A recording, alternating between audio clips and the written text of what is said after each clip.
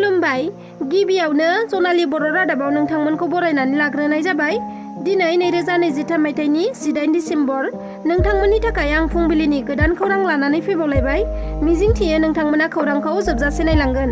मुस्लिम हौवाजों थांनायनि थाखाय सानै बिमा बिफाया गावनि फिसाजोजों सोमोन्दो गारबाय। नंगौ, नोंथाङा थारखौनो खोनादों। हायनारि नार्जारी मुंनि सासे सिख्लाया मुस्लिम हौवाजों थांनायनि थाखाय बिमा बिफाया अराय समनि थाखाय फिसाजोनि सोमोन्दोखौ नागारबाय।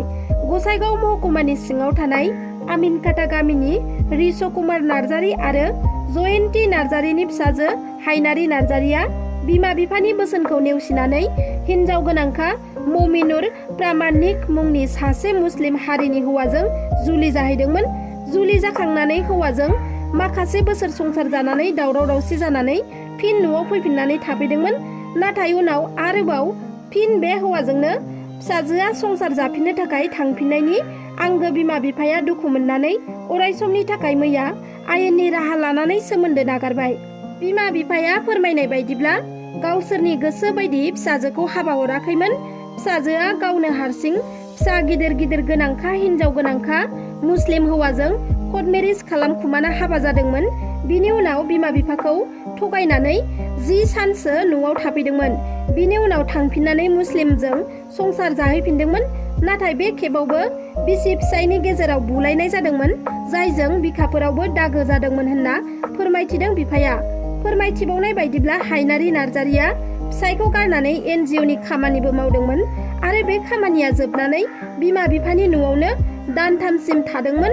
उनाव बिमा बिफानि मेगनाव हाद्रि सारनानै हायनारिया फिन खेब बे मुस्लिम हौवाजोंनो खारफिनलांबाय।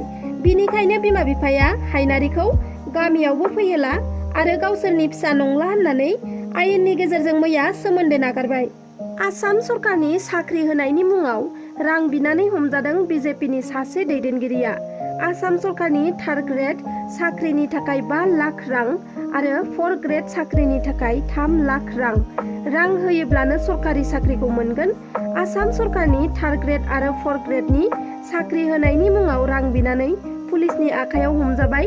आसाम बिजेपि माइनरिटि मार्चानि स्टेट एक्जिकिउटिभ शामसुल हुसैन एबा राजाया लखिमपुर जिल्लानिफ्राय हमदों।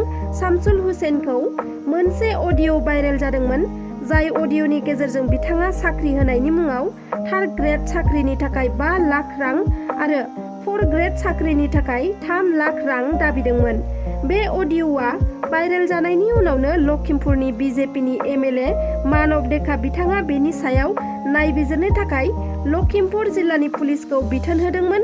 बेनि उनावनो लखिमपुर पुलिसआ शामसुल हुसैनखौ एरेस्ट खालामबाय। मैखुननि आबाद मावनानै जाफुंसार जानो हादों सासे बर' आइजोआ। गोब्राब नाजानाय थायोब्ला जेसेबांखि खस्थ'नि खामानियानो जायाथों मानो आइजोफोराबो मावनानै जाफुंसार जानो हायो। चिरां जिल्लानि सिङाव थानाय तिनालि थाइखाजरा गामिनि सम्बारी बसुमतारीया 6 दानल' सोलोंथाइ लानायनि गेजेरजोंनो मैखुननि आबाद मावनानै गावखौ जाफुंसार जानो हादों।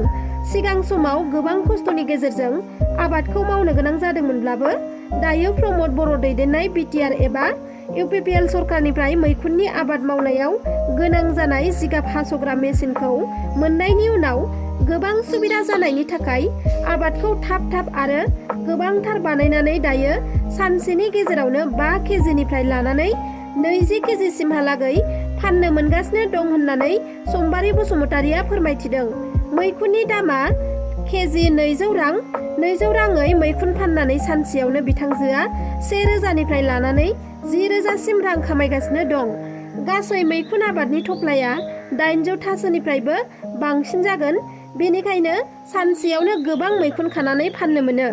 सम्बारी बसुमतारीया मैखुननि आबादखौ मावनायाव BTR सरकारनिफ्राय मेसिन गंसे आरो 10,000 रांनि अनसुंथाइ मोनदों होननानै फोरमायथिदों आरो बिथांजोआ मैखुननि आबादखौ रायजोनि न'आवसो दोनदों। बिनिखायनो गासै मैखुननि आबादखौ दोननो थाखाय न' गंसे हरनो होननानै BTR सरकारा बुंनायलाय न'खौ सरकारनिफ्राय थाबैनो मोनजानो लुबैदों होननानैबो बुंथिबावदों सम्बारी बसुमतारीया। घुस लानायनि दायाव हमजादों सासे सुबुङा। दासान्दि साख्रि होनायनि मुङाव रांनि घुस लाग्रा अफिसारफोरखौ हमगासिनो आसाम CM भिजिलेन्स टीमा। नाथाय गोबाङा हमजाबाय थासेयावबो रांनि घुस लानायनिफ्राय जानगाराव थायाखै। थिग बेबादिनो घुस लानानै हमजादों सासे सरकारि साख्रि मावग्रा सन्जीब दास मुंनि सुबुङा। बिथाङा गुबैयै बरपेटा बारादिगावनि थागिबि। मिथिना मोननाय बायदिब्ला सासे ठिकादारनिफ्राय सिकिउरिटिनि रां बरनना होनो थाखाय घुस लादोंमोन। बेयावनो बिथांखौ एन्टि कारापसन टीमा हमनो हादों। मोनसे सहि होनायनि मुङाव 50,000 रांनि घुस लादोंमोन सन्जीब दास बिथाङा। रां लाफुनाय समावनो स्रोदै खौरां मोननानै भिजिलेन्स एन्टि कारापसन टीमा बिथांखौ हमनो हायो।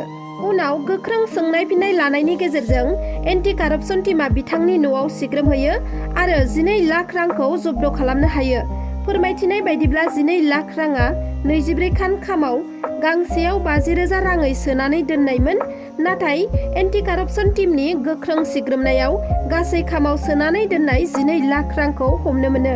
लोगोसे बेनि अनगायैबो बहाबा रां दोनथुमनाय थाबावनो हागौनि सन्देह खालामनानै सन्जीब कुमार दास बिथांखौ सोंनाय फिन्नाय लागासिनो दं होनना मिथिना मोननाय जादों। सुनिबारनि मोनाबिलि समाव मोनसे सोमोनांथाव बुथारनाय जाथाय जानानै थाङो। अरुणाचलाव जादों बे गिख्रंथाव जाथाया।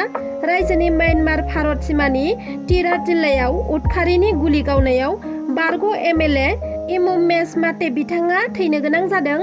मिथिना मोननाय बायदिब्ला लाजु थानानि सिंनि राहु गामियाव जानाय मोनसे हाबाफारियाव बाहागो लानाय समावनो सोरबा सिनाय मोनै सुबुङा बिथांखौ किडनेप खालामना लाना थाङो। किडनेपारआ बिथांखौ भारत म्यानमार सिमा खाथियावनो लांदोंमोन आरो बिथांखौ लांनानै बे जायगायावनो गावथारना गालांदोंमोन। बिथाङा 2019 मायथाइनिफ्राय 2014 मायथाइसिम कंग्रेस दोलोनि MLA जादोंमोन। बिनि उनाव 2015 मायथाइयाव BJPआव जयेन जादोंमोन आरो मिथिना मोनबावनाय बायदिब्ला 2024 मायथाइनि रायजोनि बिधान सभानि थाखाय बिजाथि जानायनि थांखि दङमोन। नाथाय खाफाल गाज्रि बिथांखौ सोरबा गावथारनानै गालांबाय। दायो बे बुथारनाय जाथायनि सायाव नायबिजिरनाया सोलिगासिनो दं। डिमा हासाव अट'नमास काउन्सिल एबा नर्थ काछार अट'नमास काउन्सिलनि बिसायख'थिखौ लानानै BJPनि गेजेराव इसिङारि दावहा। टिकेटखौ लानानै BJPनि दैदेनगिरिफोरनि गेजेराव जुजिलायनाय सोलिदों। मख'नो गोनांदि फैगौ 8 जानुवारि खालि डिमा हासाव अट'नमास काउन्सिल बिसायख'थिनि भट आजावगोन आरो 12 जानुवारि खालि सानगोन। बे बिसायख'थियाव डिमा हासावनि मोनफ्रोमबो BJP दैदेनगिरिनो दोलोनि टिकेटखौ नांगौ। बेखौ लानानै डिमा हासाव BJPआ मोननै हानजायाव गावस्रादों। डिमा हासावनि गाहाय CM देबलाल गार्लसानि दैदेननाय आरो मन्त्रि नन्दिता गार्लसानि दैदेननायाव BJPआ खावनै बाहागोआव गावस्रादों। मिथिना मोननाय बायदिब्ला मन्त्रि नन्दिता गार्लसाया माइबां इस्ट आरो गुनजंनिफ्राय टिकेट मोननो आर'जलाइ होदों। बारग' CM हजित हजायाबो माइबां इस्टनिफ्राय BJPनि टिकेट नागिरदों। गाहाय CM देबलाल गार्लसाया थामथि खेबनि थाखाय देहांदिनिफ्राय बादायगोन। बारग' CM निरन्जन हजायाबो दियब्रां बियाबनिफ्राय टिकेट नागिरदों। बेबादि सोलायलायनाय थासारियाव टिकेट होनायाव रायजोआरि BJPआ जेंनायाव गोग्लैदों। सनितपुर जिल्लानि सिङाव थानाय सखिघाट दालां साखाथियाव गंसे बाइकजों आरो गुबुन गंसे ट्राकजों खर'जों खर' मोगा-मोगि सौग्रावलायो आरो बे जाब्रबथायाव बाइकनि सासे सुबुङा जायगायावनो जिउ गोमादों आरो गुबुन सासेया गोब्राब जोखोम जादों। थैनाय सुबुंनि मुङा जाबाय आमार नेवार 25 बोसोर बैसोनि आरो गोब्राबै जोखोम जानाय सुबुंनि मुङा जाबाय बिकास प्रदन 30 बोसोर बैसोनि। जाथाय जानाय जायगायाव पुलिस बिफाना सौहैनानै थैनाय सुबुंनि गोथै देहाखौ बोखांहैयो आरो गोब्राब थासारियाव जोखोम जानाय बिकास प्रदनखौ देहा फाहामथायनि थाखाय मेडिकेलसिम दैथायहरनाय जायो। जाथायनि बागै पुलिस बिफाना नायबिजिरनायखौ जागायजेनबाय। दिनैनि खौराङा बेखिनियानोमोन। नोंथांमोना आंनि खौरांखौ जोबजासे नायजोबलांनायनि थाखाय रोजा रोजा साबायखर थाबाय आरो नोंथांमोना जुदि आंनि चेनेलखौ साबस्क्राइब खालामाखैब्ला अन्नानै साबस्क्राइब खालामना लादो। लोगोसे लाइक, शेयार, कमेन्ट खालामनो दाबाव। गोजोन्थों।